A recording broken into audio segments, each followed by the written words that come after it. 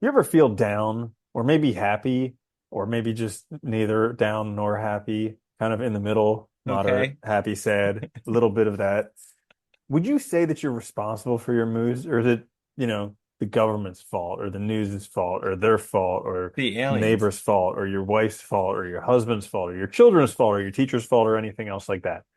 Well, you're in luck because today's episode we're talking about, are we responsible for our moods? This is the Existential Stoic podcast. I'm Randy. That's Danny. What's going on, Danny? What's up, Randy? Yeah, this is something that you know, I okay, I don't know if it's true, but Les Brown in one of his speeches, he was saying how like back in the day, Abraham Lincoln, the president, the tall guy with the hat, he refused to hire somebody because of his face. He was like, if you're over 30 years old, you should be responsible for your face, like whether you're smiling or because this Uh, dude had uh, like a big sourpuss like I gotcha. Okay. frown, and he's like, yeah, I'm not going to hire him because of his face. But it kind of goes along the lines of, I are thought we you were gonna say responsible because for our of that mood? like old science where like they used to determine criminals and stuff by how their head looked Oh, and stuff. I thought, phrenology. yeah, that's Yeah. it. Let me feel you. He gets out that little weird Oh, measuring job thing. applications. Let me feel your skull. Oh, you got a lump here. That indicates that you're probably a criminal. Sorry. Yeah. You'd never be able to work cashier with a front occipital lobe like that. Anyways, uh, so uh, are we responsible for our moods? Do they happen to us? Do we have control over them? Dude, moods and emotions are so you know what it is? I think okay, so this is a little bit of a tangent, I guess, but like I saw, when you look back at We like don't do tangents no, here. ever. I know Never. it's very clear and direct and scripted. When we Yeah. look back at like the history of human thought and you go back to like ancient thinking and stuff, you see this trend to emphasize reason, right? And it makes sense.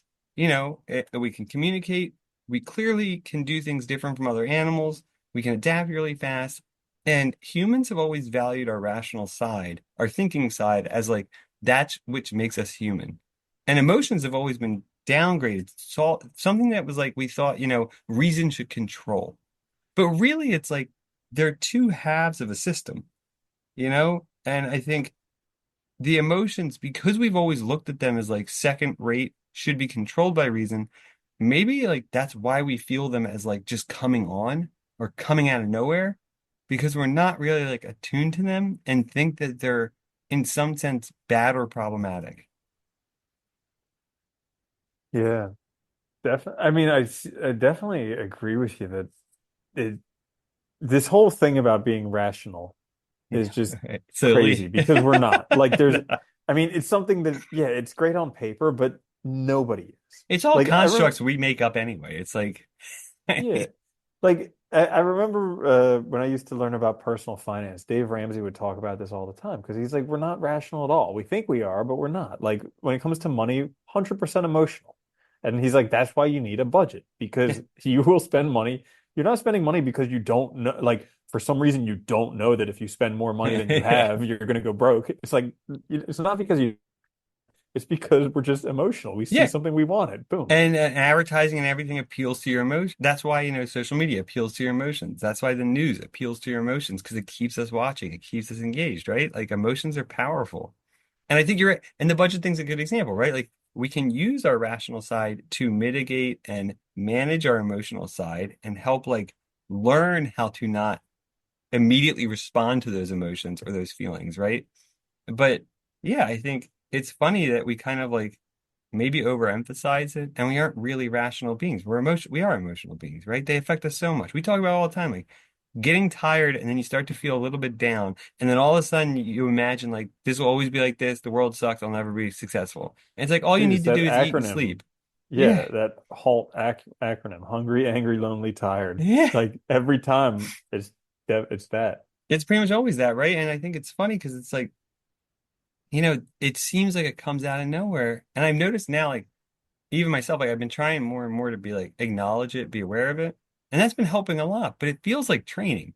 You know what I mean? It's like you have to keep going through it. It's going to keep happening. It keeps seeming like it comes out of nowhere.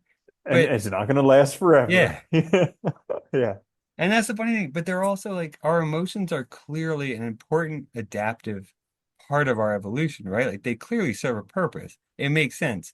I mean, it's clear that like our emotions probably helped us connect to other human beings early on. It probably helped us stay away from dangers. All these things to manage, social interactions, which are hard.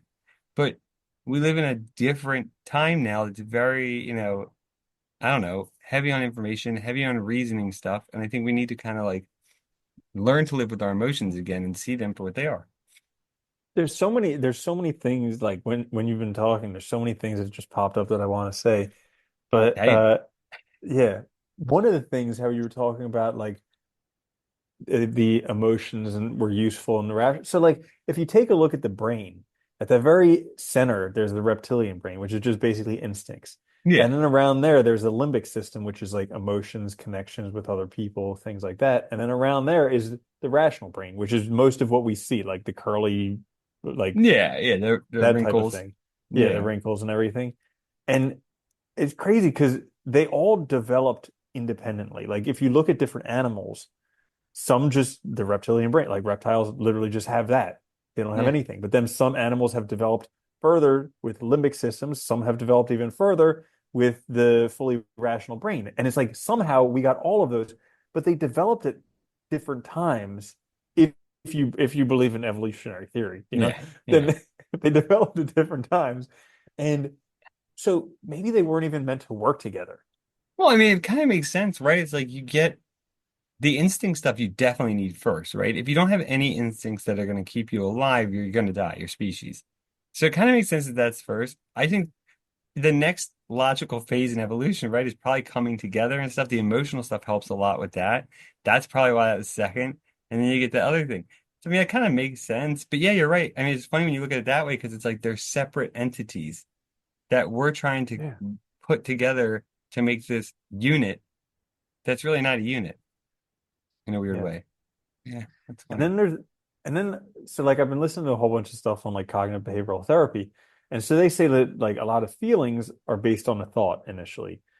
But then sometimes, so like anytime you have a feeling, especially if you're feeling depressed or anxious or something like that, there's an underlying thought that's causing that. Oh, okay, that makes sense. And Yeah, and it's because you believe that thought. So like, for instance, they say like, if I tell you the world's going to end in 3 seconds, it's a pretty terrible thing that would happen, but your belief in it is pretty low. yeah. But if I tell you that, like, I don't know, something else. Anyways, so it's when we're anxious Some or other more depressed, it's believable thing. yeah, exactly. Some Yeah, other more believable thing. Uh, with anxiety and depression, like depression, we think that our life is hopeless, it's never going to improve. Anxiety, we think we're in danger or somebody we love is in danger, that type of thing. And so we have these thoughts that cause these feelings. But there's also, because we're like humans and we have this like ability to think about our thoughts, there's also like metacognitions and stuff like that. So potentially there are also emotions that arise naturally, but then we have thoughts about those emotions which cause further feelings and emotions. And so we're just like in this big like isn't it the cluster. weirdest thing that we can think about thinking? Like, I mean, if you think about it, it's strange, right? That we can self-analyze our own thought processes and stuff.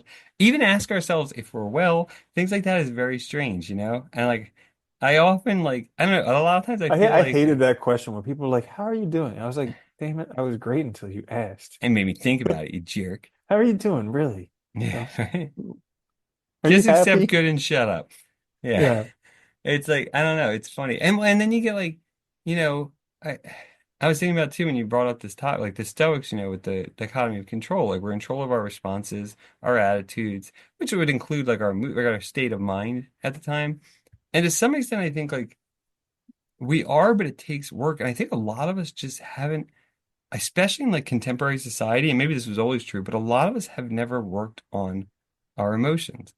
Like like especially like like I mean like in our society like men were taught at a young age to just like ignore them and like push them down. So there's no skill set, right, to handle these things or deal with them. So then they feel very like abrupt, like they just come out of nowhere, like we have no control over it, but they're part of us. They're who we are. So we clearly do, right? It's just a matter of like building those skills to incorporate that system in us as part of us and realize it's part of us, you know? I mean, also the whole, illusion that we can actually suppress emotions or hold them down or It's keep them out stupid. of our mind Yeah. or anything like that. Like the more you look at it, like all types of these illnesses are just because people are trying to hide emotions or they're afraid of emotions, they're repressing them, whatever it is. The first time I read, I mentioned this before, but Nietzsche, when he talks about the internalization of man, and he talked about how like our drives that don't express themselves outwardly, and drives just mean is a shorthand for any of our like, instincts, wants, drives, emotions, they get internalized. They get, because they have to be realized, whether in the world or inside. And I think that was like brilliant because when he said that, I was like, oh my God. And it makes sense, right? You push stuff down, you don't deal with it, and then it just becomes this thing inside of you that causes some other thing. Yeah, Yep. like Oh, dude, it causes crazy stuff. It causes chronic pain, it causes depression, cancer, it everything. Yeah. causes depression, anxiety, all this different stuff. Yeah. Well, it's funny too because they've shown like, the hormones released from stress and things like that cause all kinds of problems. Like, and yeah. So I think our one of our biggest problems with emotions is like we need to be more aware of them, acknowledge them, and learn how to sort of like respond to them in a healthy way, I guess. To where Yeah, like, be cool you with know, them, yeah. you Well, like, know? I always say with like, grief, like, right, like you should cry. You should let it out at first. You should experience it because if you don't, that's not healthy. And if you deal with it in a healthy way, you're more likely to get back in the world quicker and handle it appropriately. And I think that's what we all need to do with all of our emotions. Like, is start like instead, I think our society is such that like we teach people to like just lean into like the happy emotions like pleasure, feeling good, and just pretend like all the other ones don't exist or try to deny them. And it's like so unhealthy because then you also seek out pleasure seeking stuff all the time to try and get rid of any other feelings you have that might be negative. Yeah. Uh, so an interesting exercise that I've done a bit since learning about it is intentional grieving. So like sometimes when I've been feeling kind of bad, I'll I'll set an alarm on my phone for 15 minutes and I'll put on some really loud music so I know that nobody can hear me. And then I'll just cry or whatever to get it out. And it's crazy because it's almost cathartic. Like when we're feeling bad, we want to feel bad, Yeah, but well, we're just not allowed to. I've always heard people say, it's funny too, and I've always heard women say that, like a good cry, is cathartic and stuff. And because it's like that's been more acceptable in our society for them to, but not us, right? And it makes sense because you're expressing the emotion. It's like, it's probably similar to like we talk about journaling, like writing down stuff, like your goals, Mhm. right? And then they end up happening because you do them. It's probably similar to that. You're getting it in the world instead of letting it attack you internally. And it doesn't mean anything's worked out or fixed. It just means that you're aware of what your body's feeling and letting yourself Yeah. feel it. Yeah, and the trapped energy's gone. And like they Yeah, even say that like the skin around your eyes is super sensitive and tears release all these types of hormones into the eyes that are makes really sense. good Yeah. for it and Huh, all this crazy stuff. that's cool. Yeah. That's a good idea. And then there was something else that you were talking about that I was thinking of too, but it just a whole bunch of stuff has been But I coming think up. that's just it, right? Like, and I noticed that myself. The more I've been like trying to pay attention to them, trying to acknowledge them, and realize that they're just part of who I am, they don't go away. I still feel depressed and I'm tired, and hungry and stuff. But it's gotten easier and easier not to have that tailspin where and recently, like when I start to feel depressed and hungry and tired, more often than not, I'm like, I stop myself within about 5 minutes and I'm like, I need to eat or sleep and I need to stop working. That's my Hmm. problem. Tomorrow's going to be fine. And I just move on. And it's been so much better, and you feel better. Yeah. Yeah. They talk about so there's a couple authors. There's one dude, Ellis, Albert Ellis or Aaron Ellis, something like that. One of the guys, the creators of CBT. And then Oh, there's another woman, Karen Horney, who's from the 1950s or something. But they talk about masturbation and the tyranny of the shoulds. And so we end up causing ourselves so much problems because we impose these strict laws on ourselves that are not natural and these they don't BS allow us, obligations and commands, right? The shoulds. yeah, Yeah. and they don't allow us to be humans. Like we have to be perfect. We have to do this thing right. I We should be have to happy all the time. I should always be bingo. positive, right? Like that kind of BS. Yeah. Yeah. I can't ever have a bad day because that means I'm a failure or whatever. Like, Yeah. And I catch myself doing this all the time because I I get angry at other people because I think they should do something. I get angry at myself because I think I should do something. And I catch myself like saying in my head, like, they should do this or they should do that. And it's like really there's only three true shoulds in the universe. It's like laws of physics. Like I drop a pencil, it should drop to the ground, you Hopefully. know? Yeah. Uh ethical or what is it, legal things. Like you steal something, I should go to prison, you know? Right? I Yeah. shouldn't steal stuff. And also moral obligations like thou shalt not kill, Ten Commandments. So like those are shoulds, but everything else is just kind of a preference. Like, yeah, it would be preferable if they didn't do that, but they did. Yeah. And it would Yeah. be preferable Well, if I even in didn't those moral and feel legal the ones are need to do that, debatable, a but lot I of them. did. Yeah. Yeah. Yeah, Yeah. exactly. No, I agree. I think that's a good point. That's a really good Well, I was point. thinking about those moral things just the other day because it's like, you know, bacon. Some people Yeah. totally know morally. Other people, it's like the best thing on earth. I How love could that bacon. possibly It's be? delicious. You know, it Yeah. is it's funny too, but I think that it gets back like what we were talking about before in other episodes, but that like that uh like black and white thinking, right? That all or nothing. And I think we think so much like that. And we have all these ideas about what our life should be like, and it cuts out so much of us as a person. Like we really are. I think that's what's funny. Like our idea of human beings is not a human being. It's not an animal. It's this Robot. like, yeah, it's Beep this boop weird bap robot, beep right? bap. It has no natural functions, just a brain or just a rational brain and a thing. It's like, and it's very silly. And I think we put so much pressure on ourselves not to be an animal, but it's like we are animals. And that's another great thing. Like, that's another thing Nietzsche talks about is how like we've trained ourselves to feel ashamed of our animal self. And like that's one of the most detrimental things we can do because that's who we are. Yeah. So it's Hmm. like silly to berate ourselves for it. Yeah. I've also found helpful recently, like whenever I do something that I think I shouldn't do, I think about, is that something that humans do? And it'll be like I get angry or something like that. And I'll be like, Yeah. well, humans get angry. I'm a human. I'll get angry. And then I'm like, okay, well, fine, that makes sense. I don't need to should all over It's myself funny about it. too. If people do an anal like do a reflection on how many shoulds they have, they'll be surprised at how many obligations they place on themselves, and so many of them come from outside BS sources. And it's like you put so much pressure on yourself, all this like just weight you're carrying on your shoulders of these things like these laws that you're confining yourself by that don't exist. Hmm. Yeah. Absolutely. Yeah, so we should end the episode Yeah, soon. that was Yeah. good. I'm good. Yeah. Good episode. Oh yeah, I end it right. So, anyways, we're doing this new thing at the end of all of our episodes. You're all gonna die. Anything you do Yep. doesn't matter. So get over yourself and suck it up.